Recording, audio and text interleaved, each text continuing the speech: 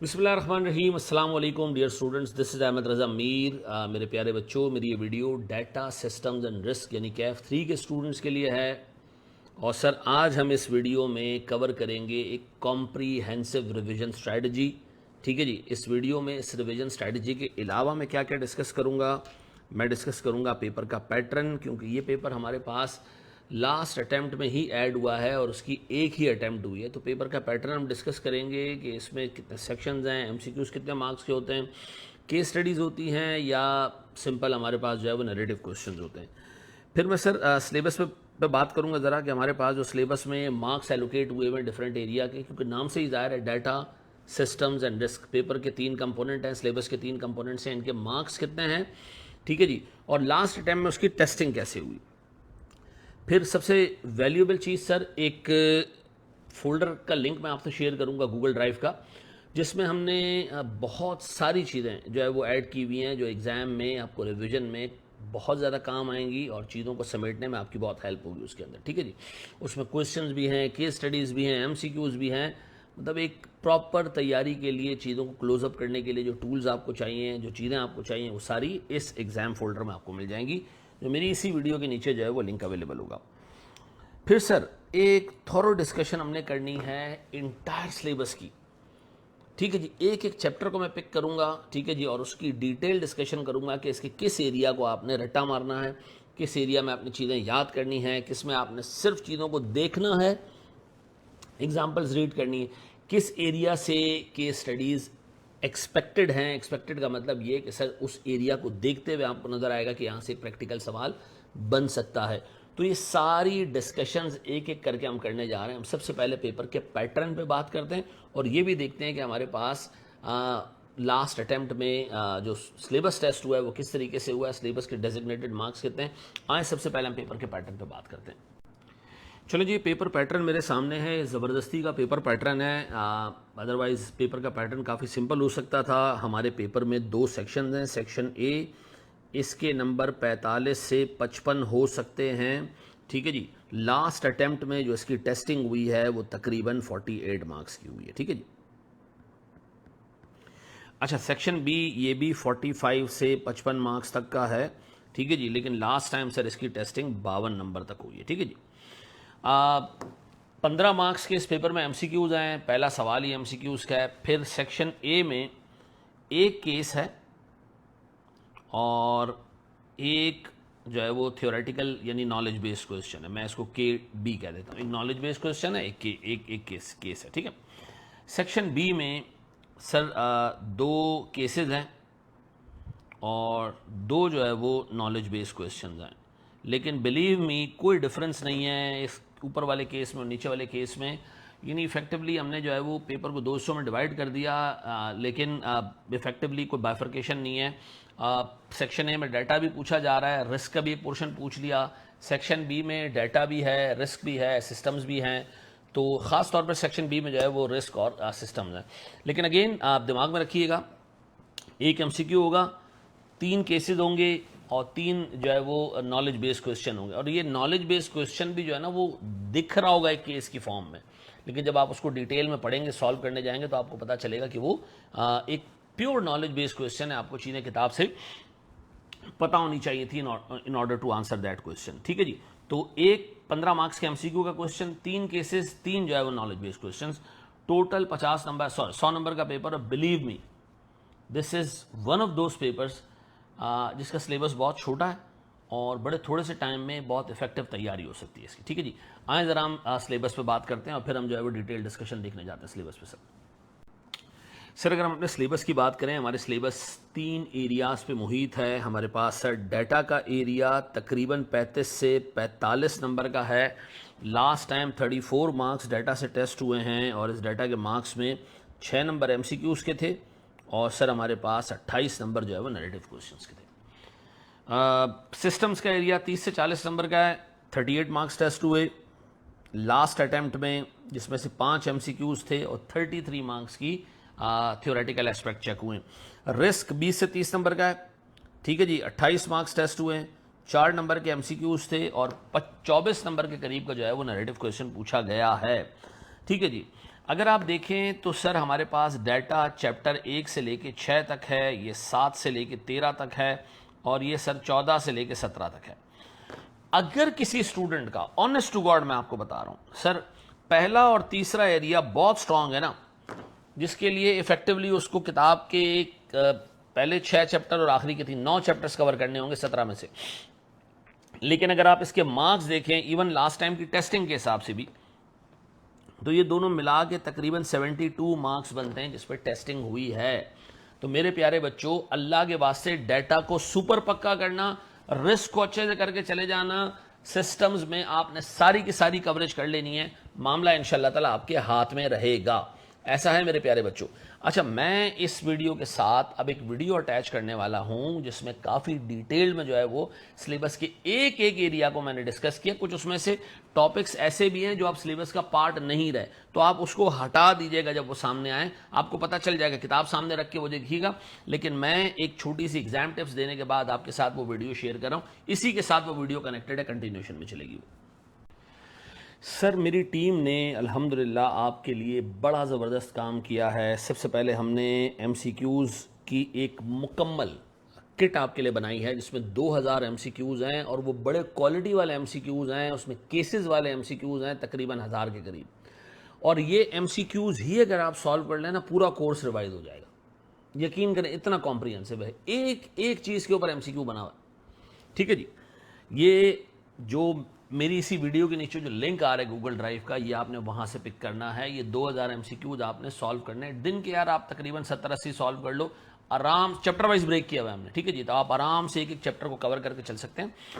एक बच्चे ने बड़ा ज़बरदस्त काम किया, हमारी उस किताब को लिया और उसको ज़बरदस्त किस्म के एक HTML जो है वो डैशबोर्ड में कन्वर्ट कर दिया, आर्टिफैक्ट्स के अंदर कन्वर्ट कर दिया, और वो डैशबोर्ड आर्टिफैक्ट्स जो HTML का डॉक्यूमेंट है वो भी इसी वीडियो के लिंक में ही मौजूद है, गूगल ड्राइव के लिंक में मौजूद है। You can download it and it's a very good document. ठीक है जी, मतलब आप उसमें 2000 MCQ सॉल्व करें, लाइव टेस्टिंग हो रही होती है, आपको पता चल रहा होता है आपका जवाब कौन सा सही है कौन सा गलत है। मैं बच्चे का नाम भूल रहा हूँ, बट मैं अपनी इस वीडियो में इसके अंदर उसका नाम ज़रूर डालूंगा जो मेरे ऊपर हुआ, उसको मैं थैंक यू बोलना चाह रहा हूँ। ज़बरदस्त तरीके से उस बच्चे ने हमें काम करके दिया। फिर 50 केस स्टडीज़ सर आपके लिए जो है वो बनाई गई हैं, हमारी टीम ने जो है उस पर बड़ा काम किया है, ख़ास तौर पे अब्दुल्ला ने इस पर बड़ा काम किया। 50 केस स्टडीज़ आपको मिलेंगी, ये 50 की 50 केस स्टडीज़ पूरे कोर्स में से जो है वो पिक की गई हैं। ये सॉल्व कर लें, पूरा कोर्स आपका इंशाल्लाह घूम जाएगा। एंटायर कोर्स की समरीज, ठीक है जी, इसी तरह आर्टिफैक्ट्स के ऊपर जो है वो HTML डॉक्यूमेंट्स के फॉर्म में हमारे पास मौजूद है, इसी वीडियो के नीचे मैं आपसे शेयर कर लूँगा सर। और माइंड मैप्स एंटायर कोर्स के माइंड मैप्स भी आपसे मैं शेयर कर रहा हूँ ताकि आप चीज़ें याद करने के बाद उनको रिटेन रख सकें। इतना कुछ आपके पास है, मेहनत सिर्फ आपके एंड से करनी है। इस वीडियो के एंड पे मैं सर एक चीज़ और लगा रहा हूँ साथ में, जो मैं आपसे डिस्कस कर चुका हूँ कि एक पूरे कोर्स की जो है वो मैं जो है वो डिटेल्स आपके साथ शेयर करने जा रहा हूँ कि किस किस एरिया पे आपने क्या काम करना है, इंपॉर्टेंस किस एरिया की ज़्यादा है, किस पे से केस बन सकता है, किसको आपने रटना है, ये सारी चीज़ें हम देख रहे हैं। लेकिन कुछ इंपॉर्टेंट चीज़ें जो मैं डिस्कस करने जा रहा हूँ सर, आखिरी 2 मिनट में आपकी और लूँगा। देखिए, एक चीज़ याद रखिएगा, DSR में आपने कोर्स 100% कवर करना है। ठीक है जी, 100% आपने कवरेज करनी है। अल्लाह के वास्ते कोई चीज़ छोड़कर मत जाना, रीड कर लेना ढंग से, चीज़ रिटेन रह जाएगी, याद रह जाएगी। अगर आपका कोर्स 100% आपकी नज़रों के सामने से घूमा हुआ है, उसमें मेजॉरिटी चीज़ें आपको, जिस तरह मैं अभी वीडियो के आगे बताऊंगा कि आपको याद कौन सी चीज़ें करनी है और समझनी कौन सी चीज़ें, वो आपने की हुई हैं, इंशाल्लाह ताला कोई मसला नहीं होगा। दूसरी चीज़ सर, आपने ये 50 केसेस सॉल्व करके जाने हैं। ठीक है जी, ये केसेस आप सॉल्व करोगे, यकीन करो आपकी तैयारी पेपर लैब के लेवल की हो जाएगी। आपने ये केसेस लाजमी लाजमी लाजमी लाजमी सॉल्व करना है। ठीक है जी। फिर सर, हमारे पास स्मार्ट स्टडी, आपने डाटा के पोर्शन को, जो कि छोटा है, आसान है, पक्का करके जाना है। रिस्क के पोर्शन को पक्का करके जाना है, खास तौर पे इसमें सर जो दरमियान के 2 चैप्टर्स हैं बड़े वाले, 15 और 16। ठीक है जी, 14, 15 और 16, इन तीनों को तो घोल के पी के जाना।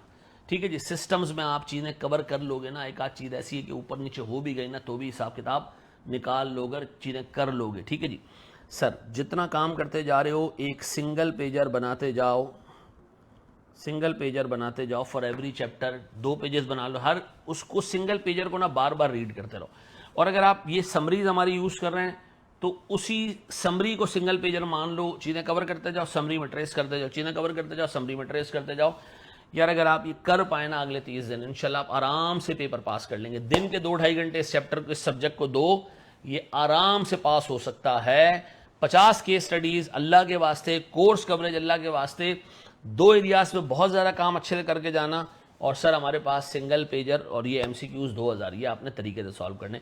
आए ज़रा वो डिटेल्ड वीडियो इसके साथ अटैच करते हैं और देखते हैं जनाब हम उसको, और यही हम जो है वो अपनी वीडियो का अख्ताम करेंगे। उस डिटेल वीडियो में याद रखिएगा कुछ टॉपिक्स ऐसे होंगे, मैंने लास्ट टाइम में बनाई हो, कुछ टॉपिक्स ऐसे हैं जो कोर्स में से निकाल दिए गए, तो आप ICAP की नई किताब सामने रख के उसको देखना। आपको हर चैप्टर में एक आध केस ऐसा मिलेगा, एक आध जगह ऐसी मिलेगी जो कोर्स से निकाल दी गई है। टोटल 10 छोटे छोटे ऐसे कोर्स से निकाले गए, वो आप देख लीजिएगा, आपको आराम से पता चल जाएगा ये कोर्स में है और ये नहीं। बहुत मामूली सी चीज़ें हैं, ठीक है जी। किताब सामने रखिएगा, एवरीथिंग विल बी फाइन, इंशाल्लाह आपको समझ आता रहेगा। सर अगले 30 दिन मेरी टीम, मैं आपके साथ हैं, हमारे कस्टमाइज बैच में, हमारे रेगुलर बैचेस में इंशाल्लाह ताला भरपूर तरीके से आप चीज़ें देखिएगा। अल्लाह आपका हामी और नासिर हो मेरे बच्चों, इंशाल्लाह ताला ये पेपर हम पार करेंगे, ये पेपर हम पास करेंगे। आपने जितनी मेहनत की है, मेरी टीम ने जितनी आपके साथ मेहनत की है, मैंने जितनी मेहनत की है, इंशाल्लाह ताला ये मेहनत हमारी रायगा नहीं जाएगी। Thank you very much. मैं आपको बता रहा हूँ। बिस्मिल्लाहिर्रहमानिर्रहीम। सर एक स्टेप आगे बढ़ते हैं। एक एक चैप्टर को अब मैं पिक करूंगा और डिटेल में उसके एक एक लर्निंग आउटकम पे आपसे बात करूंगा, ठीक है जी। और सर उसके मार्क्स देखते हुए, उसकी प्रोफिशिएंसी देखते हुए, सिलेबस के हिसाब से हम ये असेस करेंगे कि आया इसमें से केस स्टडी बन सकती है, या इसके अंदर जो है वो थ्योरेटिकल क्वेश्चन टेस्ट हो सकता है, या इसके अंदर MCQs टेस्ट हो सकते हैं। जैसे हमारे पास चैप्टर 1 है सर, इसका प्रोफिशिएंसी लेवल है 1 और टेस्टिंग लेवल भी 1 है सिलेबस के हिसाब से, ICAP के सिलेबस के हिसाब से, ठीक है जी। प्रोफिशिएंसी लेवल 1 का मतलब ये है कि सर इस पे प्लेन अंडरस्टैंडिंग टेस्ट होती है जितनी किताब में दी हुई है, और T1 का मतलब ये 8 नंबर का मैक्सिमम सवाल आ सकता है। तो इस हिसाब से इस पे केस स्टडी आने के चांसेस कम है, इंपॉसिबल नहीं है, कम है, ठीक है जी। और सर इस पे थ्योरेटिकल क्वेश्चन टेस्ट हो सकता है और MCQs टेस्ट हो सकते हैं, ठीक है जी। अब सर इसमें लर्निंग आउटकम्स हैं 5। पहला हमारे पास टाइप्स ऑफ डाटा है। सर हमारे पास जो 2 टाइप्स ऑफ डाटा है सर, क्वालिटेटिव, क्वांटिटेटिव, और उसकी 2 टाइप्स हैं। आपने इनकी सर डेफिनेशन याद करनी है बस, ठीक है जी। मीनिंग पे आपने फोकस करना है। आपको इसके अंदर एग्जांपल्स और यूजेस ये याद करने की कोई जरूरत नहीं है। इस पे केस आने का चांस ना होने के बराबर है। हाँ, टेस्ट हो सकता है MCQs में sir. Categories of data, structured, unstructured, semi structured, ठीक है जी। खुदा के वास्ते स्ट्रक्चर्ड, अनस्ट्रक्चर्ड, सेमी स्ट्रक्चर्ड आपने दिमाग में रखना है, डेफिनेशन देखनी है। लेकिन इस स्ट्रक्चर्ड, सेमी स्ट्रक्चर्ड और अनस्ट्रक्चर्ड के अंदर जो यूजेज हैं सर, ये आप रीड कर लिया तो बहुत बड़ी बात होगी, इसका रट्टा बिल्कुल नहीं लगाना, ना इसकी एग्जांपल्स और ना इसके यूज केसेस, यूजेस नहीं भाई, ये नहीं करना, ठीक है जी। क्योंकि इसके नंबर ही 8 हैं, इस पे कोई केस स्टडी बन के मुश्किल है। हाँ, ये जो 2 टर्म्स हैं, सेंटिमेंट एनालिसिस और नेचुरल लैंग्वेज प्रोसेसिंग, ये देख के जाइएगा। ये MCQs में भी टेस्ट हो सकते हैं और इसके ऊपर कोई क्वेश्चन भी बन के आ सकता है, ठीक है जी। फिर हमारे पास सर सोर्सेज ऑफ डाटा है, प्राइमरी सोर्स, सेकेंडरी सोर्स, इसको देख लीजिएगा, ठीक है जी, अच्छे से। और इस पे ये हो सकता है कि आपको एग्जामिनर एक लाइन से कोई 5-6 डाटा दे दे और बताया कि पूछे तुमसे कि बताओ ये प्राइमरी है, ये सेकेंडरी है, ये इंटरनल है, ये एक्सटर्नल है। तो सोर्सेज आप अच्छे से देख लीजिएगा। लेकिन अगेन इसमें कोई डिटेल में याद करने की जरूरत नहीं है, सिर्फ डेफिनेशन आपको पता होनी चाहिए और आपको क्लासिफिकेशन खुद आनी चाहिए। हाँ, इस पे केस आ सकता है, जैसे मैंने आपको भी बताया कि आपको एग्जाम में कोई 5-6 इंफॉर्मेशन दे रहे 10 के करीब, और आपसे कहे बताओ ये इंटरनल है या एक्सटर्नल है, ठीक है जी, ये प्राइमरी है, सेकेंडरी। फिर sir data, importance of data collection, ठीक है जी, इसको देख लीजिएगा। इसमें जो कैरेक्टरिस्टिक्स हैं क्वालिटी डाटा के, वो देख लीजिएगा अच्छे से, उसकी हेडिंग्स याद कर लीजिएगा। रट्टा लगाने की कोई जरूरत नहीं है। आपको ये पता होना चाहिए कि सर एक्यूरेट का मतलब क्या है, अनबायस्ड का मतलब क्या है, रेलेवेंट का मतलब क्या है, ये आपको पता होना चाहिए, ठीक है जी। अच्छा, एथिकल कंसिडरेशंस सर हमारे पास, प्राइवेसी सर हमारे पास, जो एथिकल कंसिडरेशंस हैं, बाकी की ट्रांसपेरेंसी है सर, बाकी सारी चीजें 4 एथिकल कंसिडरेशंस हैं, वो देख के जाइएगा। उसकी आपको मेन हेडिंग्स याद हो, ठीक है जी, और अंदर का रीजनेबल जो है वो डेफिनेशन आपको याद हो, ठीक है जी। जितना किताब में दिया हुआ ये 4, ट्रांसपेरेंसी, प्राइवेसी, सिक्योरिटी और फेयरनेस, बाकी कोई चीज याद करने की जरूरत नहीं। केस स्टडीज वगैरह का कोई रट्टा वट्टा नहीं मारना, इसकी बस डेफिनेशन आपको याद होनी चाहिए। हाँ, ये हो सकता है कि वो आपको एग्जाम में एक सिनेरियो दे सकता है कि भाई ये 5-6 मसले हैं, बताएं इसमें कौन सी जो है ना वो चीज हिट हुई है, प्राइवेसी हिट हुई है, ट्रांसपेरेंसी हिट हुई है, सिक्योरिटी हिट हुई है, फेयरनेस हिट हुई है, ठीक है जी। आई होप आप इसको देख लोगे। मैंने आपको बता दिया इसमें से पहला पार्ट थोड़ा सा जो है वो हाई का मतलब हमारे कोर्स में ये होगा या हमारे इस डॉक्यूमेंट में हाई का मतलब है मॉडरेट, वेरी हाई का मतलब है सर इसके चांसेस बहुत ज्यादा है टेस्ट होने के, ठीक है जी। एवरेज का मतलब है या लो का मतलब है इसके चांसेस टेस्ट होने के कम। अगेन भाईजान ये एक प्रोफेशनल हंच होता है, मे बी जिसमें मैंने एवरेज लिखा है ये सबसे पहला सवाल आ रहा हो पेपर में, ठीक है जी। तो इसको आप अपने तौर पे देख के जाइएगा। इसमें से मैंने आपको बता दिया मैक्सिमम 8 नंबर टेस्ट हो सकते हैं और मैंने आपको बेसिक बातें भी बता दी कि इसके अंदर आपने देखना है, रट्टा नहीं मारना, हेडिंग्स याद करनी है और अंदर का मवाद आपको रीजनेबल हद तक लिखना आना चाहिए, ठीक है जी।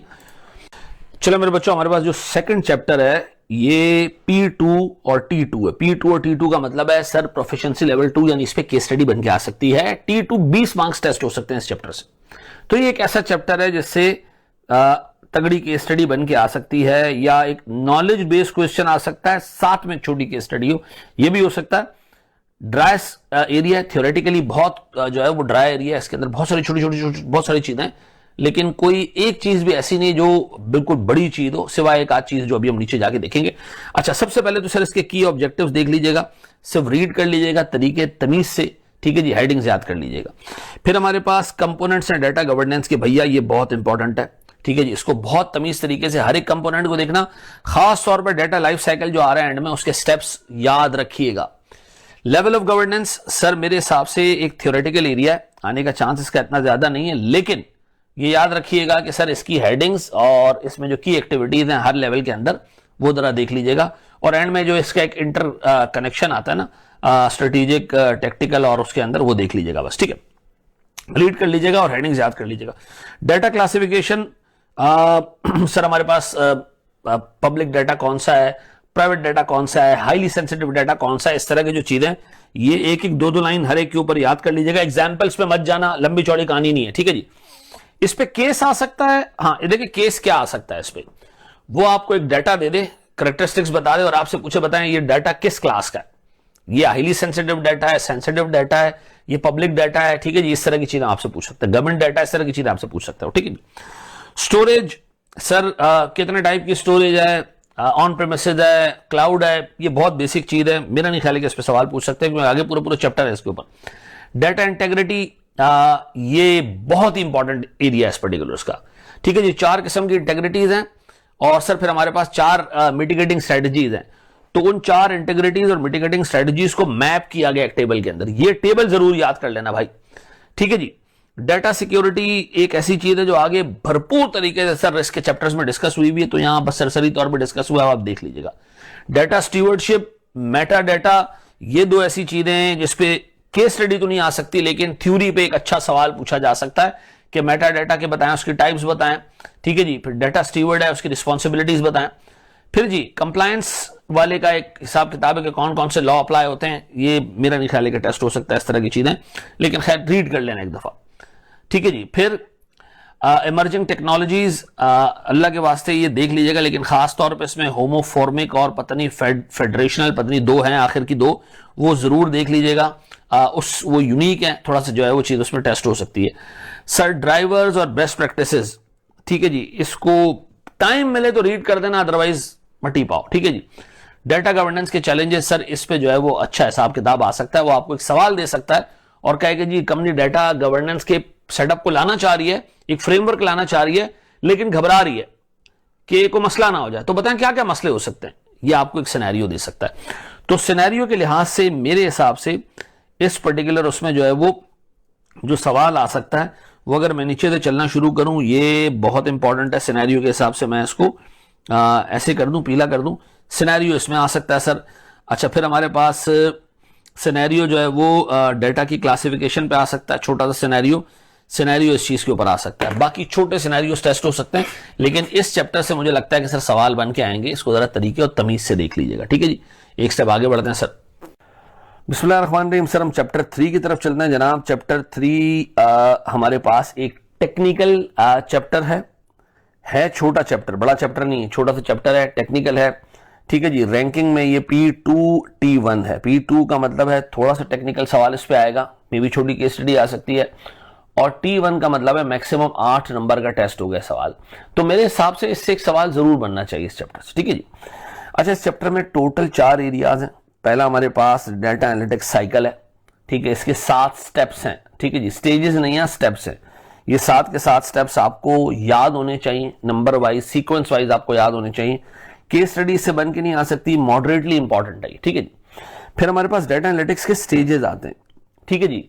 हमारे पास प्रिडिक्टिव, प्रिवेंटिव, ठीक है जी, प्रिस्क्रिप्टिव, इस तरह के जो 4 हमारे पास जो मॉडल्स हैं, इनको आपने तरीके से देखना है कि हर मॉडल, हर स्टेज में आपने करना क्या, हर स्टेज के जो स्टेप्स हैं वो आपको पता होने चाहिए। हाँ, इसमें टेक्निक्स आ रही है, हर स्टेज में 2-2, 3-3, 3-3, 2-2 टेक्निक्स आ रही हैं। वो टेक्निक्स अगर आपको उसके नाम भी याद होंगे तो काम चल जाएगा, क्योंकि जो उसकी डिटेल्स है वो तो हमने क्लास में काफी उस पर टाइम लगाया था। मेरा नहीं ख्याल है कि इतना डिटेल, इतना मुश्किल सवाल आपसे पूछ सकता है। किताब के हद तक रहिएगा, इससे बाहर नहीं जाइएगा, ठीक है जी। हाँ, इस पे केस स्टडी बन के आ सकती है कि वो आपसे कहे कि जी एक कंपनी है, बताएं वो कंपनी जो है वो सिर्फ प्रॉब्लम आइडेंटिफाई करना चाहती है। फिर वो कहते हैं जी प्रॉब्लम के रीजंस आइडेंटिफाई करना चाहती है। फिर वो कहते हैं जी प्रॉब्लम को अगर हम रखें तो अपना फ्यूचर आइडेंटिफाई करना चाहती है। फिर वो कहे जी अपना फ्यूचर सही करना चाहती है। तो बताएं इन चारों स्टेजेस को जरा एक्सप्लेन करें, तो आपको डाटा एनालिटिक्स स्टेजेस जो है वो आपको बताने पड़ेंगे। और मेरे ख्याल में जो केस भी होगा वो रट्टे वाला ही केस होगा, उसमें जवाब रट्टे वाला ही लिखा जा सकता है। अच्छा, फिर हमारे पास सर एप्लीकेशन है। देखिए एप्लीकेशन हेल्थ केयर, रिटेल और फाइनेंस, 3 एरियाज पे किताब में गिवन है। बस इन 3 एरियाज को एक दफा अच्छे से रीड कर लेना, रट्टा मत मारना है इसके अंदर, रीड कर लेना है इसको, ठीक है जी।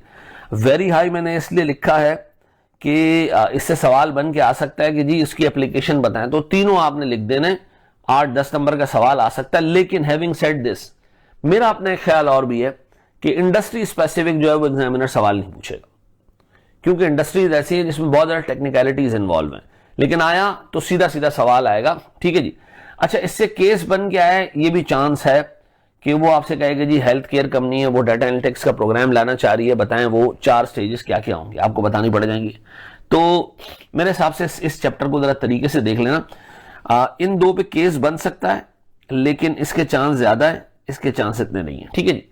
फिर हमारे पास इंप्लीकेशंस से हमारे पास 4 हेडिंग्स। एप्लीकेशंस का मतलब होता है इसके एडवांटेजेस, ठीक है जी। वो देख लेना, बस उसकी हेडिंग्स याद कर लेना, और अंदर का मवाद जो है ना वो इतना याद कर लेना कि आप उसको जब लिखने को आए तो आप उसको रिप्रोड्यूस कर सकें। ऐसा है मेरे बच्चों। एक स्टेप आगे बढ़ते हैं, 4थे स्टेज पे जाते हैं। चलिए मेरे बच्चों, वेरी वेरी इंपॉर्टेंट चैप्टर 4, 15 से 20 नंबर का सवाल इससे उठ के आएगा, ठीक है जी। इसका रैंकिंग है P2 T2 P2 T2 का मतलब है भैया इससे एक एप्लीकेशन वाला सवाल आ सकता है और इससे 20 नंबर तक के सवाल पूछे जा सकते हैं, ठीक है जी। 15 यहां गलत लिखा हुआ है, ये 20 नंबर के सवाल हो सकते हैं। डन। इससे अच्छी केस स्टडी आ सकती है और एमसीक्यूज इससे शायद आए, आखिरी के 2 चीजों में एमसीक्यूज आ सकते हैं, ठीक है जी। लेकिन इससे एक अच्छा तगड़ा केस स्टडी का सवाल आ सकता है, रिप्रोड्यूस करने वाले सवाल आ सकते हैं।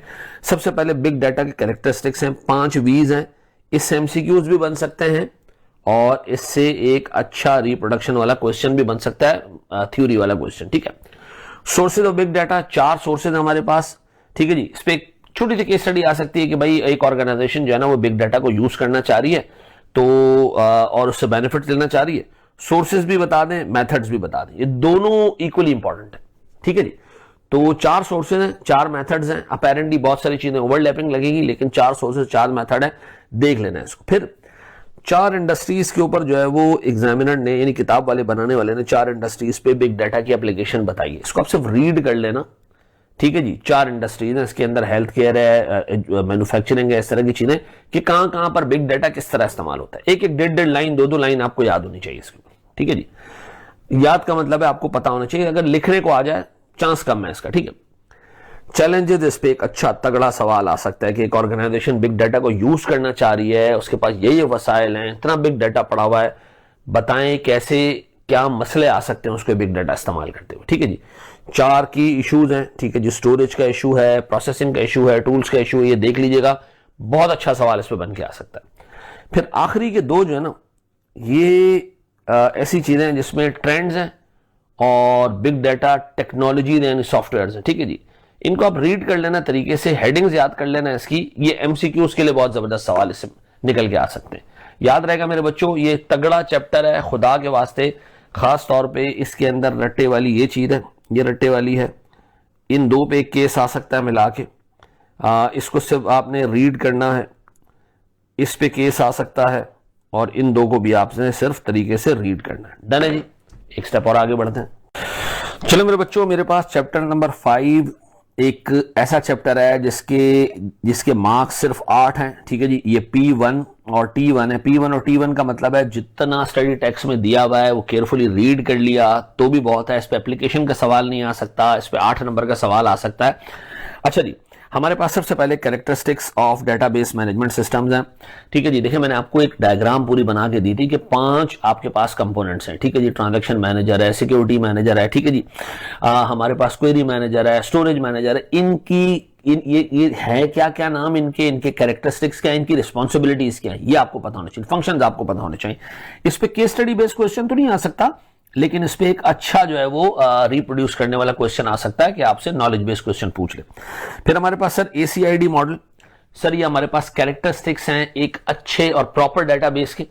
ये चारों कैरेक्टरिस्टिक्स विद एग्जांपल्स आपको पता होने चाहिए। इस पे एक सवाल आ सकता है इस तरह का कि वो आपसे पूछेगा जी हम एक डेटाबेस डेवलप करने जा रहे हैं, बताएं इसमें क्या क्या प्रॉब्लम्स आ सकती है। तो आप ACID के उलट कर देना, क्या नहीं, अगर सर डेटाबेस में ये प्रॉब्लम है कि ट्रांजैक्शन आधी रिकॉर्ड हो सकती है, ट्रांजैक्शन जो है वो डेटाबेस को ऐसे स्टेट में लेके जा सकती है जो वैलिड ना हो, तो इस तरह की चीजें इस पे पूछ सकता है। देख लीजिएगा एक ऐसा एरिया इसके अंदर जो थोड़ा सा मुझे लगता है कि जिसपे केस स्टडी बन के आ सकती है, ठीक है जी।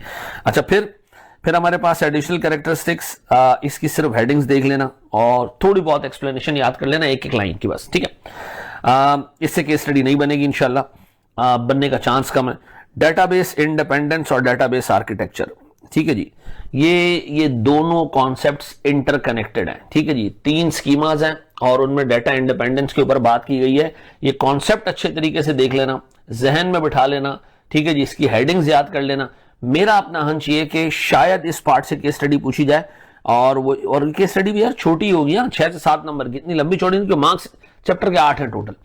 और अगेन शायद ऐसा भी हो जिसके चांसेस बहुत ज्यादा हैं कि एक भी केस स्टडी से ना है, ठीक है जी। और सिर्फ नॉलेज बेस्ड क्वेश्चन है और आप ये डेटा इंडिपेंडेंस और 3 स्कीम आर्किटेक्चर पे सवाल पूछ रहे। नीचे वाले जो 3 एरियाज है ना, ये 3 एरियाज ऐसे हैं जिसमें वो टेक्नोलॉजीज भी डिस्कस हुई हुई है जो 1970 में आई है, ठीक है जी।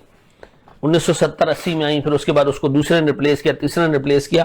तो ये नॉलेज के लिए तो था, लेकिन मेरा नहीं ख्याल है कि इससे कोई एग्जामिनेबल चीज टेस्ट हो सकती है।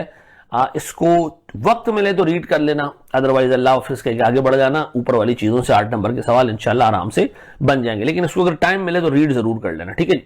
एक स्टेप आगे बढ़ते हैं सर हम। फिर हमारे पास आता है सर हमारा चैप्टर नंबर 6। चैप्टर नंबर 6 से हैं 20 नंबर। चैप्टर नंबर 6 है हमारे पास P2 और T2 और इसमें सबसे पहला एरिया जो है डेटाबेस नॉर्मलाइजेशन। ये अभी तक मैंने नहीं कराया, ठीक है जी।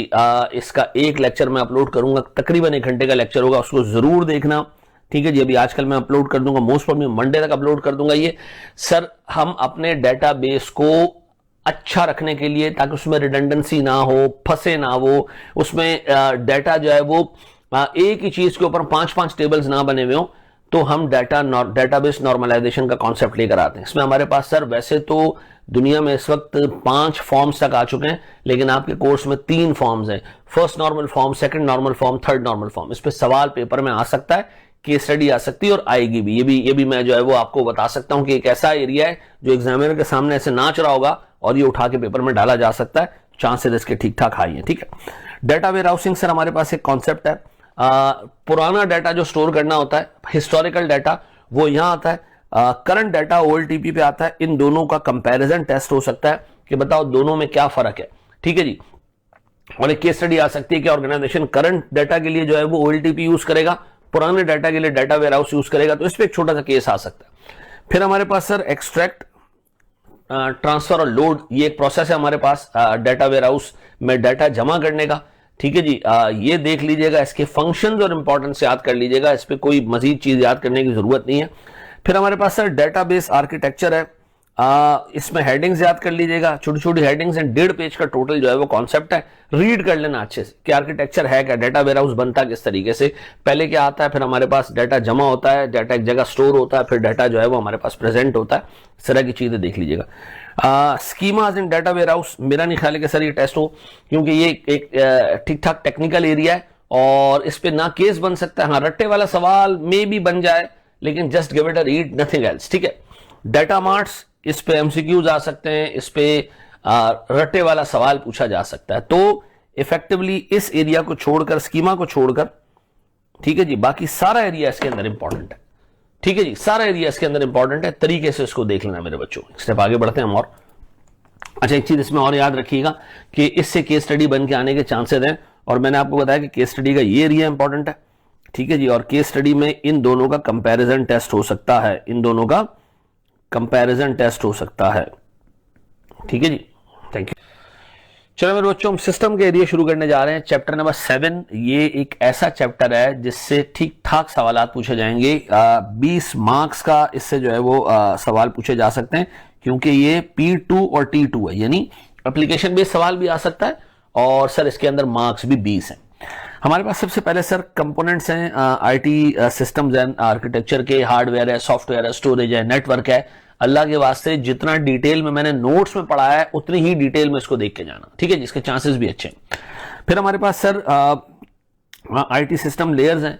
सर एक मॉडल है ओएसआई मॉडल, आप उसको अगर रीड करना है, टाइम मिले रीड कर देना, अदरवाइज ये इंपॉर्टेंट एरिया नहीं है। रीड कर लो तो अच्छी बात है, 7 स्टेप्स हैं, उसके बस दिमाग में रख लेना, इसके ऊपर जाने की कोई जरूरत नहीं। कोई टेक्निकलिटी इसकी इतनी हाई है कि इस पे ना केस बन सकता है, रट्टे वाला सवाल भी जाया नहीं होगा इसके ऊपर, तो उसको देख लेना, रीड कर लेना अगर टाइम मिलता है तो। फिर हमारे पास sir IT systems, interactions and dependencies है, हार्डवेयर का सॉफ्टवेयर के साथ, हार्डवेयर का नेटवर्क के साथ, सॉफ्टवेयर का नेटवर्क के साथ, इस तरह की जो वो है इंटरेक्शंस हैं और डिपेंडेंसीज हैं, इसको देख लेना और दिमाग में बिठा लेना कि डिपेंडेंसी का मतलब क्या है, एक चीज दूसरे पे किस तरह डिपेंडेंट है।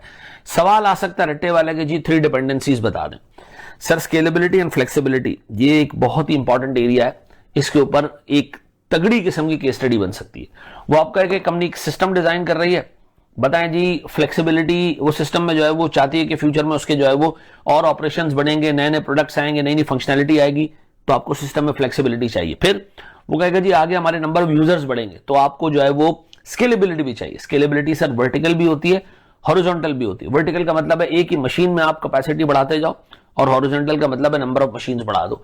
वर्टिकल स्केलेबिलिटी की लिमिटेशंस भी इसी के अंदर दी हुई है, तरीके से तमीज से इसको पढ़ लेना, याद कर लेना, इस पे अच्छी केस स्टडी बन के आ सकती है। ठीक है जी। फिर हमारे पास सर बेस्ट प्रैक्टिसेस हैं, 4 बेस्ट प्रैक्टिसेस यहां दी हुई हैं एडवांटेजेस के साथ। आप इसमें एग्जांपल्स इग्नोर कर देना, लेकिन जो बेस्ट प्रैक्टिसेस हैं 4 वो दिमाग में बिठा लेना, देख के चले जाइएगा। अच्छा सवाल इस पे भी आ सकता है, थ्योरी का सवाल पूछा जा सकता है। लेटेस्ट ट्रेंड्स, सर हमारे पास सिर्फ हेडिंग्स देख लेना है, इसकी मजीद डिटेल में जाने की जरूरत नहीं है। छोटी छोटी 4-5 हेडिंग्स हैं, वो 4 हेडिंग्स आपने याद कर ली। प्रोग्रामिंग लैंग्वेज में 3 चीजें जो आपने देखनी है, एक तो टाइप्स है, इस पे आपने थोड़ा सा टाइम लगाना है, ये देख लेना, ठीक है जी। फिर हमारे पास सर की कंसिडरेशन है कि जब आप एक चीज बनाने के लिए कोई सॉफ्टवेयर आप डेवलप करें, कौन सी प्रोग्रामिंग लैंग्वेज यूज करनी है, तो ये कंसिडरेशन आप देख लीजिएगा। तीसरा इसके अंदर है इमर्जिंग ट्रेंड्स, इसको सिर्फ और सिर्फ रीड कर लेना मोर देन एनफ है, इसको मजीद डिटेल में जाने की जरूरत इस पे नहीं है। तो 7वें चैप्टर में अगर मैं देखूं तो सर हमारे पास ऑलमोस्ट ये वाला पार्ट छोड़ के और प्रोग्रामिंग लैंग्वेज के अंदर इमर्जिंग ट्रेंड्स छोड़ के बाकी सारी चीजें ऐसी है जिसपे अच्छे तगड़े सवाल बन के आ सकते हैं, तो इसको देख लीजिएगा। 20 मार्क्स इस चैप्टर से टेस्ट हो सकते हैं। फिर हमारे पास ईआरपी है। सर ईआरपी का जो प्रोफिशिएंसी लेवल है वो P1 है और टेस्टिंग लेवल T1 है। इसका मतलब है जो किताब में दिया हुआ है वो ऐसे सवाल पूछ सकता है, केस स्टडी आमतौर पे नहीं आती, इससे चांसेस कम होते हैं। T1 का मतलब है मैक्सिमम 8 नंबर की चीजें टेस्ट हो सकती है। सबसे पहले हमारे पास कंपोनेंट्स हैं, की कंपोनेंट्स ईआरपी के। यार ये मॉड्यूल्स हैं, फाइनेंस मॉड्यूल है, सेल्स मॉड्यूल है, प्रोडक्शन मॉड्यूल है, इसके फंक्शंस और तुम एक दफा ढंग से रीड कर लिया ना तो खुद भी लिख लोगे इसके अंदर चीजें, ठीक है। अच्छा, फिर ईआरपी इंप्लीमेंटेशन का साइकिल है, 7 स्टेजेस हैं इसके अंदर। ये स्टेजेस आपको याद होने चाहिए सीक्वेंस के साथ, ठीक है। जो की स्टेप्स इसके अंदर थोड़े बहुत याद हुए तो भी काम चल जाएगा। बेनिफिट्स किताब में 10 दिए हैं, 7-8 तो आपको वैसे ही याद हो जाएंगे, वही याद रख लेना बहुत है। फिर हमारे पास सर ईआरपी की टाइप्स हैं, ऑन प्रेमिसेस है, ऑन क्लाउड है, हाइब्रिड है, ठीक है जी। इसको जरा सा देख लेना, इसके फीचर्स और एडवांटेजेस एंड डिसएडवांटेजेस उंगलियों पे याद कर लेना, पेपर में लिख लोगे, कोई टेंशन वाली बात नहीं है। इससे सवाल बन के आ सकता है, इससे सवाल बन के आए, एक सवाल इससे जरूर बन के आएगा, मुझे लग रहा है ऐसा, ठीक है, क्योंकि इतना जूसी सब्जेक्ट है ये एरिया है कि सवाल बन सकते हैं। फिर ईआरपी सिलेक्शन की कंसिडरेशंस, सर के ईआरपी सेलेक्ट करते हुए क्या क्या चीजें ध्यान में रखनी है, ठीक है जी। स्केलेबिलिटी है, फ्लेक्सिबिलिटी, इस तरह की चीजें ये दिमाग में रखिएगा। इस पर एक अच्छी केस स्टडी बन सकती है कि एक ऑर्गेनाइजेशन जो है वो ईआरपी इंप्लीमेंट करना चाह रही है, बताएं उसको क्या क्या चीजें देखनी चाहिए, ठीक है जी। फिर इम्प्लीमेंटेशन चैलेंजेस, ये हेडिंग्स याद कर लीजिएगा, इसकी छोटी सी जो है वो इसकी डिटेल तक एग्जांपल्स वगैरह याद करने की जरूरत नहीं है, बस हेडिंग्स आप याद कर लीजिएगा इसकी, और अंदर छोटा मोटा मटेरियल याद कर लेना। फिर ईआरपी और कोर बैंकिंग सिस्टम, खुदा के वास्ते इसको सिर्फ रीड करना है, इस पर टाइम वेस्ट नहीं करना। इंडस्ट्री स्पेसिफिक चीजें एग्जामिनर आमतौर पे किसी भी सब्जेक्ट में नहीं पूछता, ठीक है जी। तो अगर कोई कहे कि यार इसमें से बेकार चीज क्या है, तो ये बेकार चीज है, बाकी सारी चीजें ऐसी हैं जिसपे सवाल बन के आ सकते हैं। देख के जाइएगा अच्छे तरीके से, मुझे लग रहा है इस एरिया पे टेस्ट हो सकता है सवाल, ठीक है जी। चलो मेरे बच्चों, हमारे पास चैप्टर नंबर 9 इमर्जिंग टेक्नोलॉजीज का है। 7 इमर्जिंग टेक्नोलॉजीज हैं इसके अंदर। इस चैप्टर का प्रोफिशिएंसी लेवल 1 है, टेस्टिंग लेवल भी 1 है, ठीक है। जितना किताब में दिया है वही रिप्रोड्यूस करने को दे सकता है एग्जामिनर। केस स्टडी के चांसेस बहुत कम है इसमें से, और 8 नंबर मैक्सिमम यहां से जो है वो टेस्ट हो सकते हैं। इसमें सर हर एक जो एरिया है ना उसको उस टेक्नोलॉजी को सिर्फ बेसिकली डिस्कस किया गया, फीचर्स उसके डिस्कस किए गए, एडवांटेजेस, एप्लीकेशंस, इस तरह की चीजें डिस्कस हुई हैं। इसमें एआई एंड मशीन लर्निंग, इसके फीचर्स, एडवांटेजेस डिस्कस हुए हुए हैं, हेडिंग्स डिस्कस हुई हुई हैं, देख लेना। इस पे अगर सवाल बन के आया ना तो शायद इससे सवाल बन के आ जाए, यही कि अपने चैप्टर से ना आए, मुझे ऐसा लगता है, ठीक है। फिर इंटरनेट ऑफ थिंग्स, बहुत अच्छे तरीके से इस चैप्टर में उसको कवर किया गया है, सारे एस्पेक्ट्स देख के जाना। इस पे अगर केस स्टडी बन के आ गई तो आ सकती है वो आपसे कहेगा कि जी इंटरनेट ऑफ थिंग्स एक कंपनी लगाना चाह रही है, बताएं जी क्या एडवांटेजेस हैं, क्या डिसएडवांटेजेस है, क्या चैलेंजेस हैं, इस तरह के सवाल वो आपसे पूछ सकता है, ठीक है। तो शायद इसमें सबसे इंपॉर्टेंट मेरे पास ये एरिया है। ब्लॉकचेन बहुत ही बेसिक दिया हुआ है, उठा के देख लेना, हेडिंग्स देख लेना इसकी, बस की फीचर्स याद कर लेना, सीधा सिंपल सीधा सवाल है इसके अंदर, ठीक है जी, सीधे एरियाज इसके अंदर। 5G टेक्नोलॉजीज, इसके फीचर्स, एप्लीकेशंस, फ्यूचर इंपैक्ट्स, ये देख लेना सर, हेडिंग्स याद कर लेना। मेरे हिसाब से ये तीनों जो टेक्नोलॉजी है आगे वाली, AR और VR, इन तीनों पे MCQs टेस्ट हो सकते हैं। बहुत मुश्किल हुआ तो एक सवाल उठ के आ सकता है 6-7 नंबर का, 5 नंबर का, कि इनके फीचर्स और एप्लीकेशंस बता दें। क्वांटम कंप्यूटिंग, हाँ, एक तरफ जो है वो एक ऐसी चीज है जिसके आपने कैरेक्टरिस्टिक्स, फीचर्स और बेनिफिट्स ये याद करने हैं, क्योंकि ये थोड़ा सा टेक्निकल एरिया, मुश्किल है। इसके बस आपने फीचर्स और बेनिफिट्स की हेडिंग्स याद कर लेनी है, बाकी अंदर की चीजें लिख लेना। हाँ, इसमें सबसे इंपॉर्टेंट जो है वो एज कंप्यूटिंग है।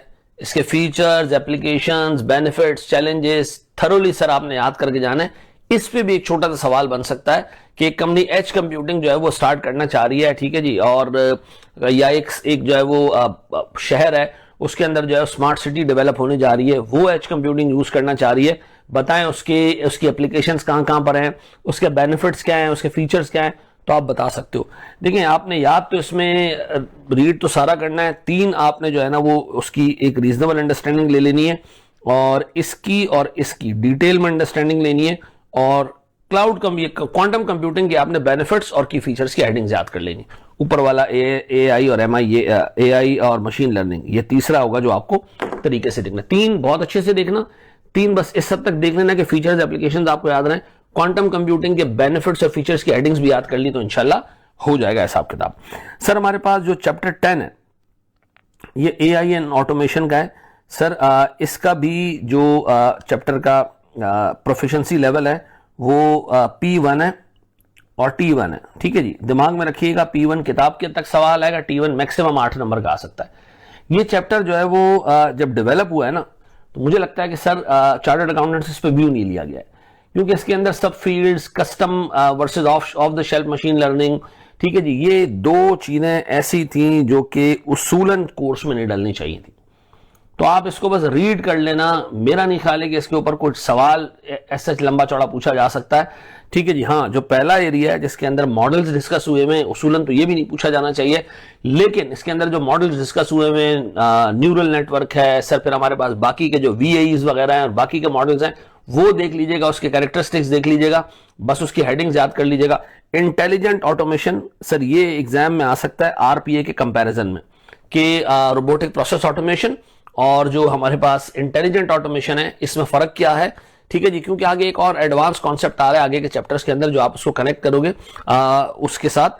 अच्छा, एजेंटिक AI पे सवाल आ सकता है सर। तो इफेक्टिवली इसमें 3 एरियाज हैं जो आपने ढंग से देखने, पहला ठीक है जी, नंबर 2 और नंबर 3, इंपॉर्टेंस के हिसाब से रिवर्स में ऑर्डर है, ठीक है जी। सबसे इंपॉर्टेंट एजेंटिक एआई, फिर इंटेलिजेंट ऑटोमेशन और फिर आर्टिफिशियल इंटेलिजेंस के जो 4-5 मॉडल्स हैं वो याद रहेंगे मेरे बच्चों। देख लोगे इसको अच्छे तरीके से, ये दरमियान वाले दो को आपको टाइम मिले रीड कर लेना, अदरवाइज अगर आप इसको स्किप भी कर देंगे तो इंशाल्लाह को मसला नहीं होना चाहिए। डन है जी। बस इसमें यह याद रखना मेरे प्यारे बच्चों कि इससे केस स्टडी आने के चांसेस कम से कम है, हाँ, लेकिन इस पर नॉलेज बेस्ड क्वेश्चन आ सकता है। मेरा अपना ख्याल है कि इस पे अगर आया तो ये एरिया है और एजेंटिक एआई जिस पे सवाल आ सकता है, इसको अच्छे से देख लीजिएगा, इसकी कैरेक्टरिस्टिक्स की फीचर्स, और खास तौर पर इंटेलिजेंट ऑटोमेशन में जो आरपीए के साथ कंपैरिजन है वो जरूर देख लीजिएगा, ठीक है जी। स्टेप और आगे बढ़ते हैं सर। चलो मेरे बच्चों, हमारे पास जो चैप्टर नंबर 11 है इसका प्रोफिशिएंसी लेवल भी P1 है और टेस्टिंग लेवल T1 है। यानी सर ये एग्जाम में किताब के हद तक ही पूछा जाएगा, एप्लीकेशन वाला सवाल इस पर शायद ही आए, ठीक है जी। और 8 नंबर मैक्सिमम टेस्ट हो सकते हैं। सर क्लाउड कंप्यूटिंग क्या है, इसके 5 कैरेक्टरिस्टिक्स हैं, सिर्फ हेडिंग्स याद कर लीजिएगा और छोटी छोटी डिटेल्स याद कर लीजिएगा। क्लाउड कंप्यूटिंग होता क्या है ये इनफ है, ठीक है जी। अच्छा, फेमस क्लाउड प्रोवाइडर्स, देखिए जब भी इस तरह के वो आए ना, famous cloud providers, famous software, famous फलाना, इसके सिर्फ नाम देख लेना, ये इस पे ये सवाल पेपर में नहीं टेस्ट हो सकता है, ठीक है जी। अच्छा, फिर इसलिए मैं कह रहा हूं कि देखिए नाम ये ऐसी चीज है जो नॉलेज बराए नॉलेज है, ये कोई भी बंदा इंटरनेट पे बैठ के निकाल सकता है चीजें, ठीक है। तो मेरा नहीं ख्याल है कि पेपर में ये चीज टेस्ट होगी कि बताएं इसके फेमस क्लाउड प्रोवाइडर्स कौन कौन से, ठीक है जी। अगर आ भी जाए तो 4-5 तो आपको ऐसे याद होंगे सर। माइक्रोसॉफ्ट है हमारे पास, गूगल है हमारे पास, अजूर है हमारे पास, AWS है हमारे पास, यही मैंने आपको 4 गिना दी, ठीक है जी। अलीबाबा है हमारे पास, ठीक है। फिर क्लाउड सर्विस मॉडल्स, ठीक है जी। हमारे पास 3 टाइप के क्लाउड सर्विस मॉडल्स हैं, ठीक है। ये याद रखिएगा इस पूरे चैप्टर में ये 2 बहुत इंपॉर्टेंट एरियाज हैं, ठीक है जी। तीनों मॉडल्स, ठीक है जी। सास पास ये देख लीजिएगा अल्लाह के वास्ते, इनके फीचर्स और इनके यूज केसेस ये बहुत इंपॉर्टेंट है, बहुत इंपॉर्टेंट है। मे भी आपको 3 सिनेरियो दिए जाएं और पूछा जाए कि बताओ उसमें कौन सी क्लाउड सर्विस इस्तेमाल होनी चाहिए, ठीक है जी। कहीं पे आप सॉफ्टवेयर डेवलप कर रहे होंगे, कहीं पर आप जो है वो सिर्फ जो है वो हार्डवेयर ले रहे होंगे, कहीं पर आप जो है वो सर्विस ले रहे होंगे, तो ये तीनों देख लीजिएगा, तीनों मॉडल्स, ठीक है जी। फिर क्लाउड डिप्लॉयमेंट मॉडल्स हैं हमारे पास सर। 4 किस्म के क्लाउड डिप्लॉयमेंट मॉडल्स हैं सर हमारे पास। पब्लिक क्लाउड है, प्राइवेट क्लाउड है, कम्युनिटी क्लाउड है, हाइब्रिड क्लाउड है। इसके फीचर्स और यूज केसेस देख लीजिएगा, ये दोनों बहुत इंपॉर्टेंट एरियाज हैं, ठीक है जी। क्लाउड कंप्यूटिंग के बेनिफिट्स दिए हैं सर, की हेडिंग्स, और उस हेडिंग के अंदर 4 पॉइंट्स हैं हर हेडिंग के अंदर। तो वो हेडिंग तो मेन आपको याद रखनी है, चीजें याद रखनी है, जो सब पॉइंट्स हैं उनकी हेडिंग्स आपको याद रखनी है और ब्रीफ डिटेल्स आपको याद रखनी है, ठीक है जी। फिर क्लाउड में चैलेंजेस, इसके आधे पेज का भी वो नहीं है सर, ये टॉपिक नहीं है। 4-5 हेडिंग्स हैं, छोटी छोटी, एक लाइन की एक्सप्लेनेशन है, बस वो देख लेना। हेडिंग्स भी याद होंगी तो आप कुछ ना कुछ लिख कर आ जाओगे। एप्लीकेशंस देख लेना जी, क्लाउड की एप्लीकेशंस कहां पर हो रही है, खुदा के वास्ते इसमें एग्जांपल्स इग्नोर करना। इसमें एग्जांपल्स में स्पेसिफिक नाम दिए हुए हैं कि कौन कौन सी जो है वो सॉफ्टवेयर्स और कौन कौन सी एप्लीकेशंस मौजूद हैं दुनिया में जो क्लाउड नहीं, आपने इसको याद नहीं करना, आपने सिर्फ हेडिंग्स देख लेनी है बस, ठीक है जी। और सर हमारे पास इसको रीड कर लेना, की ऑब्जेक्टिव्स की हेडिंग्स बस याद कर लेना, या टाइम मिले तो सिर्फ देख लेना। अब इसमें इफेक्टिवली याद करने वाली चीजें हमारे पास हैं, इसकी कैरेक्टरिस्टिक्स हल्की फुल्की, ठीक है जी। ये 2 प्राइम है सर, ये 2 मोस्ट इंपॉर्टेंट है, ठीक है जी। ये देख लीजिएगा ये दोनों, ठीक है जी, यानी ये और ये दोनों, ठीक है जी, ये और ये दोनों, ठीक है। फिर बेनिफिट्स और चैलेंजेस, ये रीजनेबल तक देख लेना, हेडिंग्स याद कर लेना, अंदर की छोटी मोटी चीजें याद कर लेना, लंबी चौड़ी कहानी इसमें नहीं करना। एप्लीकेशन में सिर्फ हेडिंग्स आपने देखनी है। तो इसका मतलब इफेक्टिवली इसमें 2 मेन चीजें और 2 से 3 चीजें ऐसी जिसमें आपने बेसिक अंडरस्टैंडिंग ले लेनी है, इतनी ले लेनी है कि अगर सवाल रिप्रोडक्शन वाला आ गया तो आप उस पर जवाब दे सको। केस स्टडी मेरे हिसाब से सिर्फ और सिर्फ इन्हीं 2 एरियाज पे टेस्ट हो सकती है। इन केस अगर टेस्ट हुई, वैसे P1 T1 में आमतौर पे केस स्टडीज का रूम नहीं बनता, लेकिन अगर एग्जामिनर को पूछना होगा तो यहां से पूछ सकता है, ठीक है। फिर हमारे पास सर चैप्टर 12 है, ब्लॉकचेन और फिनटेक। ये एक ऐसा चैप्टर है मेरे प्यारे बच्चों जो हमारे चार्टर्ड अकाउंटेंट्स के लिए एक इंपॉर्टेंट एरिया है, खासतौर पर फिनटेक, ठीक है जी। इसमें सबसे पहले जो ब्लॉकचेन के मैकेनिज्म्स हैं, ठीक है जी, फीचर्स हैं, टाइप्स हैं और बेनिफिट्स हैं, इस पे आपने थोड़ा सा टाइम लगाना है क्योंकि ये वो एरिया जिससे सवाल बन के आ सकता है, ठीक है जी। फिर डिस्ट्रीब्यूटेड लेजर सर, जिसका ब्लॉकचेन एक टाइप है, blockchain is a type of distributed laser technology, ठीक है जी। और हमारे पास जो टाइप्स हैं उनकी हेडिंग्स देख लीजिएगा, बेसिक फीचर्स देख लीजिएगा। स्पेसिफिक एरिया है, शायद सवाल बने, अगर बने तो सीधा सीधा सवाल होगा, फिनटेक पे सवाल आ सकता है सर। की एरियाज और हेडिंग्स, की एरियाज और हेडिंग्स, फिनटेक आपने तरीके से देखना है, ठीक है जी। फिर सिनर्जी को अगर टाइम मिले तो रीड कर लेना, रीड करना भी बहुत है, ज्यादा लंबी डिटेल में नहीं जाना। तो हमारे पास सर फिनटेक सबसे इंपॉर्टेंट, ठीक है जी। फिर हमारे पास ब्लॉकचेन की इंपॉर्टेंस, और फिर हमारे पास चूंकि डिस्ट्रीब्यूटेड लेजर टेक्नोलॉजी स्पेसिफिक है तो बस इसकी हेडिंग्स देख लीजिएगा, कौन कौन से डिस्ट्रीब्यूटेड लेजर्स मौजूद। डिस्ट्रीब्यूटेड लेजर का मतलब एक ऐसा लेजर जो सबके पास मौजूद हो, और ब्लॉकचेन इसकी एक टाइप है। इसमें और भी बहुत सारे जो है वो है एप्लीकेशंस हैं, बहुत सारे जो है वो कॉन्सेप्ट्स हैं, वो देख लेना।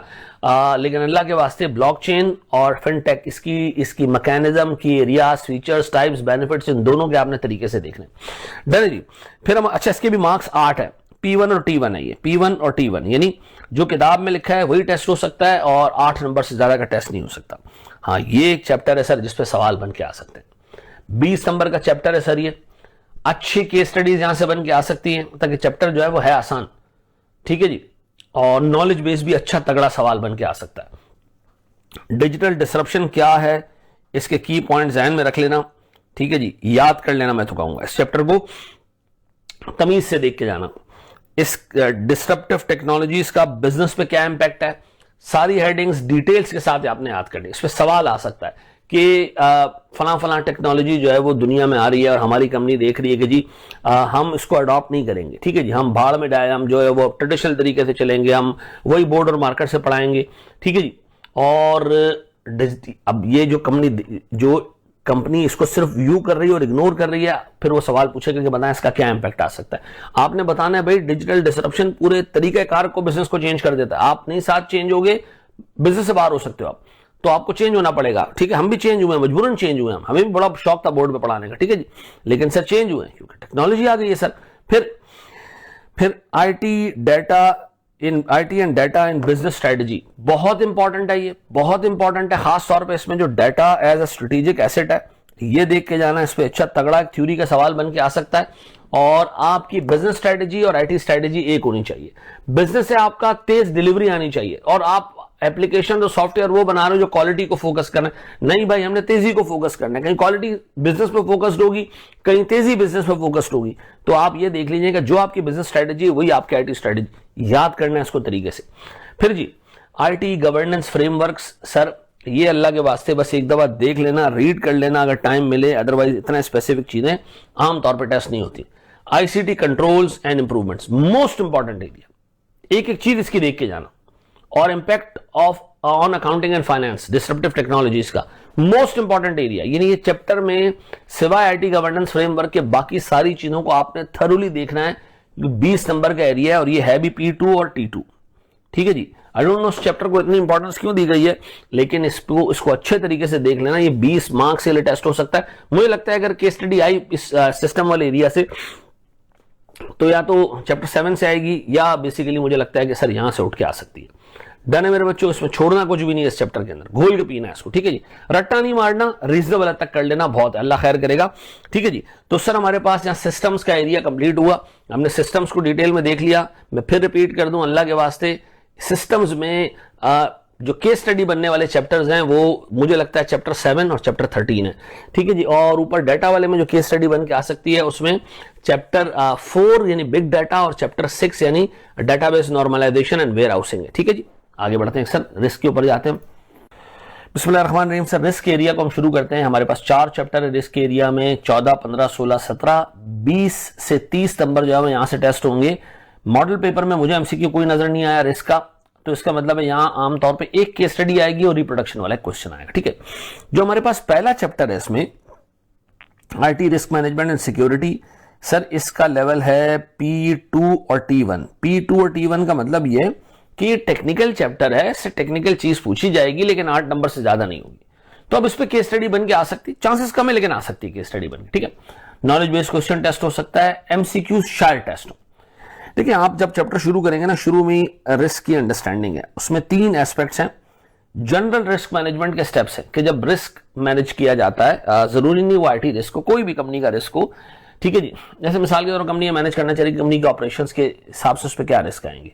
हम मिसाल के तौर पर टीचिंग करते हैं, हमारे पास क्या रिस्क है सर, टेक्नोलॉजी आएगी, हमसे लोग आगे निकल जाएंगे, सर सेकंड रिस्क ये कि मैं बीमार पड़ सकता हूं। थर्ड रिस्क ये कि भाई पाकिस्तान में बिजली का बहरान आ सकता है, इंटरनेट का बहरान आ सकता है, तो हमारे ऑपरेशन अफेक्ट हो सकते हैं। जनरल रिस्क है, ठीक है। रिस्क, जनरल रिस्क मैनेजमेंट के 4 स्टेप्स हैं, वो आपने याद रखने हैं। फिर हमारे पास आईटी रिस्क मैनेजमेंट के ऑब्जेक्टिव्स हैं, यानी एक ऑर्गेनाइजेशन क्यों आईटी रिस्क को मैनेज करना चाहती है और उसकी स्ट्रेटेजिक इंपॉर्टेंस है। इसमें सिर्फ हेडिंग्स याद कर लेना और अंदर की रीजनेबल डिटेल समझ लेना, याद कर लेना, ताकि आप लिख सको, मोर देन एनफ है, चांसेस कम है इस एरिया से आने के, ठीक है। फिर हमारे पास है आईटी रिस्क मैनेजमेंट के कंपोनेंट्स, ठीक है जी। हाँ, ये फेजेस और प्रोसेसेस हैं, ये आपने ढंग से याद करने हैं, ठीक है जी। इसके चांसेस अच्छे आने के, टेस्ट होने के, ठीक है जी। सारे फेजेस और सर जो इसकी प्रोसेस की हेडिंग्स हैं वो सारी आपने याद करनी है और अंदर की डिटेल्स भी आपने याद करनी है। फिर हमारे पास सर आईटी के रिस्क एंड मिटिगेशन स्ट्रेटजीज हैं।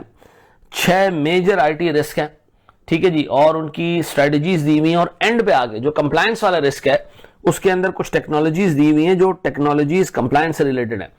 ये एरिया सबसे इंपॉर्टेंट है, यानी इसको आप मार्क कर लें। अगर 8 नंबर का सवाल बनना हुआ तो इस एरिया से बन के आ सकता है। फिर सर हमारे पास आईटी का रोल है, आईटी सिक्योरिटी का, उसमें बहुत सारे कंट्रोल्स दिए हुए, तकरीबन 6-7 कंट्रोल्स दिए हुए, वो अच्छे तरीके से देख लेना। इस पर्टिकुलर चैप्टर के अंदर मेरे प्यारे बच्चों ये 2 एरियाज हैं जिसपे आपने चीजें देखनी है। और अगर मेरे ख्याल से केस स्टडी बन के आती है तो इस वाले एरिया से आ सकती है, किसी एक रिस्क के ऊपर जो है केस स्टडी बन के आ सकती है, किसी 2 रिस्क के ऊपर आ सकती है, लेकिन अच्छे से देख लेना। ऊपर वाले एरिया को आप बस इसको आप तरीके से रीड कर लेना, हेडिंग्स याद कर लेना, इसमें आप चीजें याद कर लेना, हेडिंग्स के अंदर स्लाइड डिटेल्स भी। तीसरे वाले को आपने डिटेल में देखना है, चौथे वाले को भी आपने types of controls, most important है, तरीके और तमीज से देखना है। तो इफेक्टिवली ये 2 मोस्ट इंपॉर्टेंट हो गए, ये रिलेटिवली इंपॉर्टेंट हो गया, ठीक है जी। और ऊपर वाले को आपने अगर रीडिंग भी कर ली और हेडिंग्स भी याद कर ली तो बहुत है। Chapter 15, one of the most important chapters in risk area. 20 number है सर इसके। सुकून से केस स्टडी टेस्ट हो सकती है, एक केस स्टडी इस एरिया में से पूरी टेस्ट होगी 4 चैप्टर्स में से। तो उसमें मुझे लगता है कि ये और चैप्टर 16 2 चैप्टर्स हैं जिसपे केस स्टडी टेस्ट हो सकती है, ठीक है जी। साइबर सिक्योरिटी की फाउंडेशन क्या है? 1.5 पेज का एक डॉक्यूमेंट है, उसको रीड कर लेना, सवाल नहीं बन के आ सकते, उसमें से रीड कर लेना कि साइबर सिक्योरिटी है क्या, उसकी इंपॉर्टेंस क्या है, ठीक है जी। आज हिसाब किताब दुनिया में क्या चल रहा है, 1 पेज का 1.5 पेज का जो है वो सिर्फ उसको रीड कर लेना, और अगर टाइम ना हो तो उसको उठाना और गूगल इस जेमिनी पे डाल के उसकी समरी निकाल के रीड कर लेना बस, ठीक है जी। फिर आ रहे हैं major threats, one of the most important areas, ठीक है जी। 4 मेजर रिस्क हैं, डिटेल में इसकी एक एक चीज याद करनी है आपने, तो मैं लिख देता हूं मोस्ट इंपॉर्टेंट, ठीक है जी। रियल वर्ल्ड सिनेरियोज हैं, एक दफा रीड कर लेना, टाइम मिले तो कर लेना, नहीं तो जाने देना, कोई मसले वाली बात नहीं है। इस पे इस तरह की चीजों पे सवाल नहीं आ सकते, आमतौर पे किसी भी पेपर में नहीं आते। फिर सर हमारे पास डिफेंस स्ट्रेटजीज हैं, ठीक है जी, बहुत इंपॉर्टेंट है। रिस्क और उसके अगेंस्ट डिफेंस स्ट्रेटजीज देख लेना, ठीक है जी, ये भी मोस्ट इंपॉर्टेंट है सर। इसकी एक एक चीज याद करके जाना है, दोनों पे केस स्टडी आ सकती है, मेजर थ्रेट आ सकते हैं और डिफेंस स्ट्रेटजीज पे भी। फिर इमर्जिंग रिस्क, जो मॉडर्न टेक्नोलॉजीज आ रही हैं उससे क्या रिस्क इमर्ज हो रहे हैं, ये भी एक बहुत ही इंपॉर्टेंट एरिया है, ठीक है जी। आपसे सवाल पूछा जा सकता है कि जी मॉडर्न टेक्नोलॉजीज आ रही हैं, हर एक चीज का सोल्यूशन आ रहा है, but these technologies and these solutions are also bringing other risks. तो वो रिस्क क्या हैं वो देख लीजिएगा तरीके से, एआई बेस्ड रिस्क हैं और इस तरह की चीजें अच्छे से देख लेना। फिर हमारे पास सर 5 टेक्नोलॉजीज डिस्कस हुई हुई है रिस्क मिटिगेशन के लिए, ये बहुत अच्छे से देख लेना, इसकी एक एक चीज आपको याद होनी चाहिए। इसका मतलब है हमारे पास major threats, defence strategies, emerging risk और एडवांस टेक्नोलॉजीज, ये आपने बहुत तमीज और तरीके से देखना है, ठीक है जी। बेस्ट प्रैक्टिसेस में हेडिंग्स देख लेना और रीजनेबल डिटेल्स देख लेना, खासतौर पर जो स्पेसिफिक सिस्टम्स हैं, डिकॉय वगैरह और इस तरह की चीजें, ये देख लेना। फिर हमारे पास सर एंड में एक कॉन्सेप्ट है कि हमारे पास जो साइबर सिक्योरिटी के लोग हैं वो शॉर्ट हैं, उसके रीजंस क्या है, वो रीजंस और सॉल्यूशंस की अगर आपने हेडिंग्स भी याद कर ली ना तो मोर देन इनफ है मेरे प्यारे बच्चों, इस पे भी केस आ सकता है।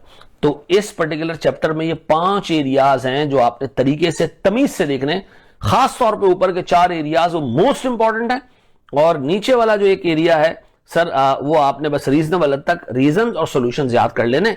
सर पहला वाला पार्ट ये जो है ये आप बस रीड कर लो, ये आप बस रीड कर लो, और ये आप बेस्ट प्रैक्टिसेस जो है वो हेडिंग्स देख लेना इसकी अच्छे तरीके से। मे बी इस पे बेस्ट प्रैक्टिस पे, इस पे रिस्क वाले में सवाल आ सकता है, ठीक है जी, ये भी देख लेना तरीके से। तो मोस्ट इंपॉर्टेंट 5 हो गए, ये कंपैरेटिवली इसको हम ग्रीन कर देते हैं, या ये कर देते हैं, ये वो कलर है, ये सेकंड नंबर पे इंपॉर्टेंट है। बाकी जो है वो दो ऐसी चीजें जिसको आपने अगर देख भी लिया तो भी काम हो जाएगा। देखें चैप्टर नंबर 15 को ढंग से देखना, बार बार देखना, बहुत बोर चैप्टर है, बार बार आपको ऐसा लगेगा कि एक चीज कई दफा रिपीट हो रही है लेकिन आपने इस पर टाइम लगाना है, इस पर टाइम लगाना है, इस पर टाइम लगाना है, इससे केस स्टडीज बन के आएंगी। ठीक है जी, तो मैं जो केस स्टडीज बनाऊंगा इसके अंदर वो इसमें और 16वें चैप्टर से बनाऊंगा। ये दोनों चैप्टर्स केस स्टडीज के लिए भी इंपॉर्टेंट है।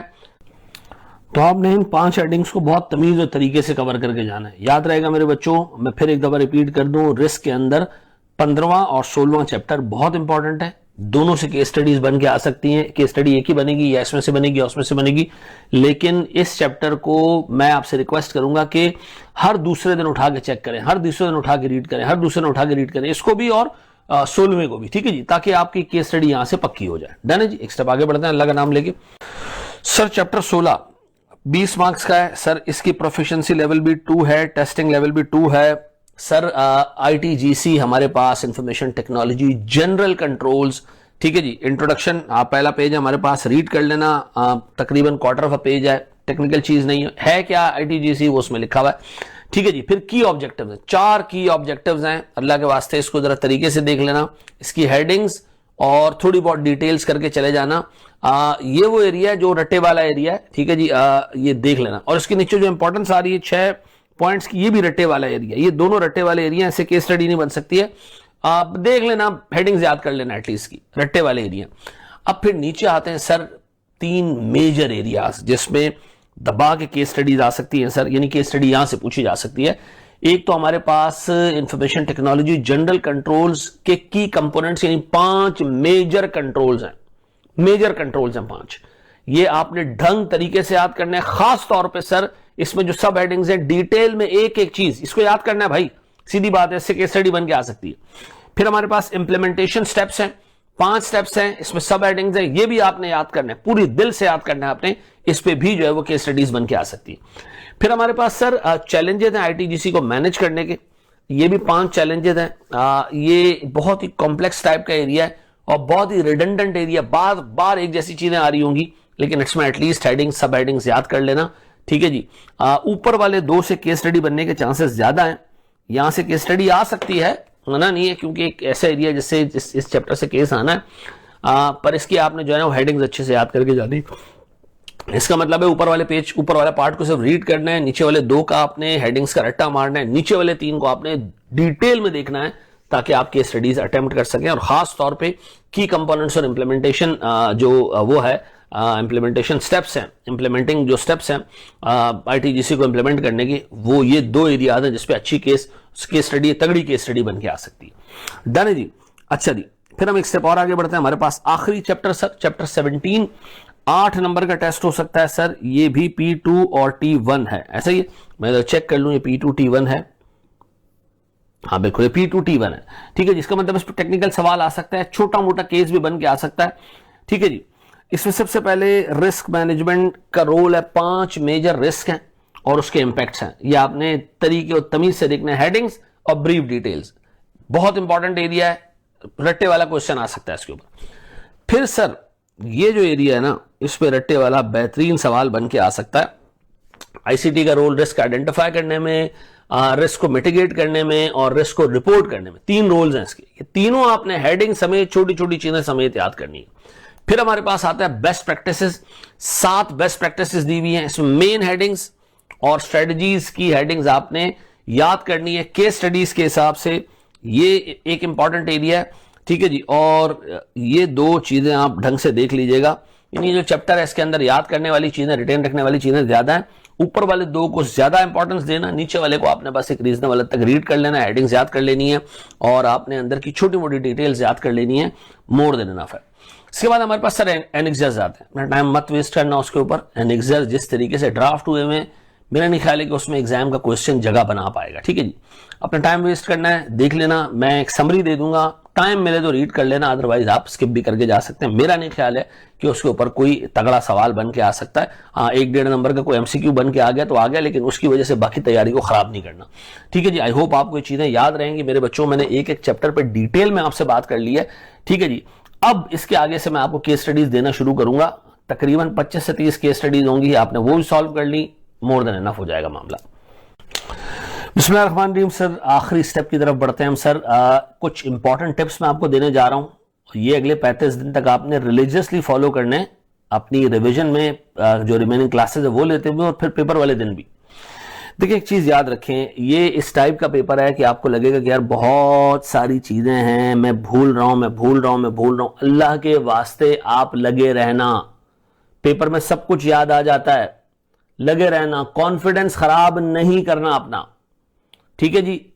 याद रखिएगा, जो बच्चा सुकून से तसल्ली से चीजें थरोली रीड करता जाएगा, हेडिंग्स याद करता जाएगा, जगह जगह भी डिटेल्स याद करता जाएगा, और मैंने जो ऊपर आपको चीजें बना के दी हैं, जो चैप्टर वाइज मैंने आपको डिटेल दी, इसको फॉलो करेगा, इंशाल्लाह ताला आराम से पास हो जाएगा, ठीक है जी। देखिए मैंने आपको बहुत डिटेल में चीजें पढ़ाई हैं, आप कंपेयर कर लें जाके अपना रजिस्टर या अपने नोट्स किसी भी बंदे से बाहर मार्केट में, ठीक है, कंपेयर कर लीजिएगा, ठीक है जी। कुछ एरियाज ऐसे हैं, कुछ 3-4 ऐसे थे या 4-5 ऐसे थे जिसमें या तो नाम थे या कोई ऐसी चीज थी जिससे मुझे लगता है कि एग्जाम का सवाल सेट नहीं हो सकता, इसलिए कि यार उसके अंदर क्लाउड प्रोवाइडर्स के नाम है या इस तरह की चीजें हैं सर जिसका कोई टेक्निकल सेंस नहीं बनता कि उस पर आपके लेवल के जो है बच्चे से उस तरह का सवाल बने जिस तरह का पेपर में सवाल आता है। तो मैंने आपको कहा है कि उसे सिर्फ रीड कर लेना, उससे ज्यादा डिटेल में मत जाना, ठीक है जी।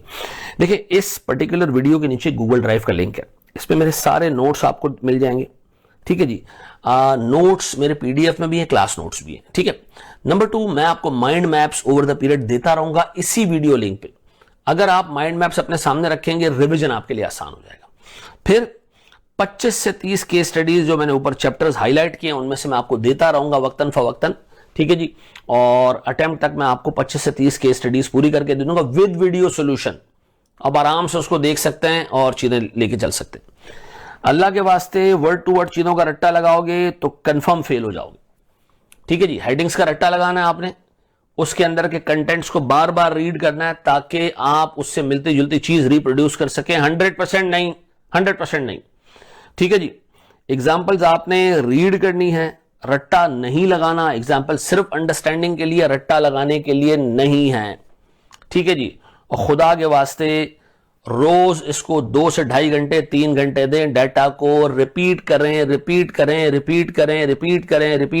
बार बार रिपीट करें। पहला चैप्टर पढ़ा, अगले दिन दूसरे चैप्टर पे गए, फिर पहला चैप्टर रिवाइज किया, अगले दिन तीसरे चैप्टर पे गए, फिर 1 और 2 रिवाइज साथ कर लिए। ऐसा होता जाएगा जो पुराने चैप्टर्स हैं वो आपके लिए इतने सॉलिड हो जाएंगे, वो तरीके और तमीज से देख के जाइएगा, ठीक है जी। मैंने आपको कहा कि आप चैप्टर नंबर 1 ढंग से देख लेना, चैप्टर नंबर 4 ढंग से देख लेना, ठीक है जी, जिसमें बिग डाटा है। चैप्टर नंबर 6 ढंग से देख लेना, डाटा नॉर्मलाइजेशन का है। चैप्टर 7 जो है वो आर्किटेक्चर का है। सर हमारे पास जो चैप्टर 13 है डिसरप्टिव टेक्नोलॉजीज का, वो अच्छे से देख लेना। डिसरप्टिव टेक्नोलॉजीज कह रहा हूं, डिसरप्शन का चैप्टर है जो बिजनेस के ऊपर डिसरप्शन लेकर आया, वो देख लेना। सर चैप्टर 15 और 16 रिस्क के देख लेना। ये वो चैप्टर्स हैं जिससे केस स्टडीज बन के आएंगी। तमीज और तरीके से इन चैप्टर्स को देख लेना, बाकी को आप रीजनेबल कर लेना, ठीक है जी। खुदा के वास्ते कॉन्फिडेंट रहें। आप अगर कॉन्फिडेंट रहोगे, चीजें रिटेन रहेंगी, आप आराम से पेपर निकाल लोगे।